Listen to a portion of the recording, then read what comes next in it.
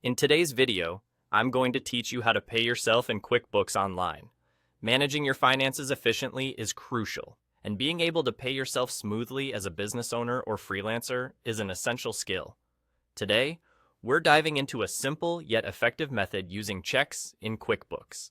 To start, log into your QuickBooks account, and once you're in, head over to the top left corner of your dashboard. Here, you'll find a button labeled New. This is where you can initiate various transactions, and for our purpose today, we'll use it to write a check. So go ahead and click on New. Now, this is where you specify who the check is for. Since you're paying yourself, you'll click on your own name from the drop-down list. QuickBooks makes this easy if you've already set yourself up in the system, but if not, ensure you have your profile inputted for accurate record keeping.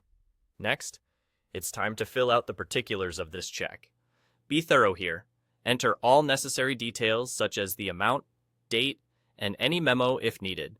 This information is crucial not just for this transaction, but for future reference and bookkeeping accuracy. Moving on, we come to an essential step, categorizing the transaction appropriately. This is a key part of maintaining clarity in your financial records.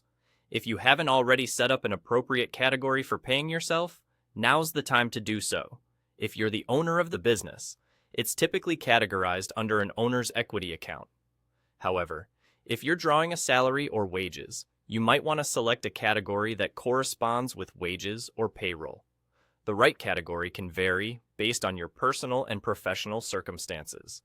Taking a moment to set this up correctly ensures that your financial reports reflect accurately, and it can also have tax implications. So consider consulting with a financial advisor if you're unsure. Once you've entered all the necessary details and selected the appropriate category, the final step is to click Save. And just like that, you've successfully recorded a payment to yourself in QuickBooks Online. It's a simple yet powerful way to keep your financial transactions organized and transparent. And there you have it. You've now learned how to pay yourself using checks in QuickBooks Online.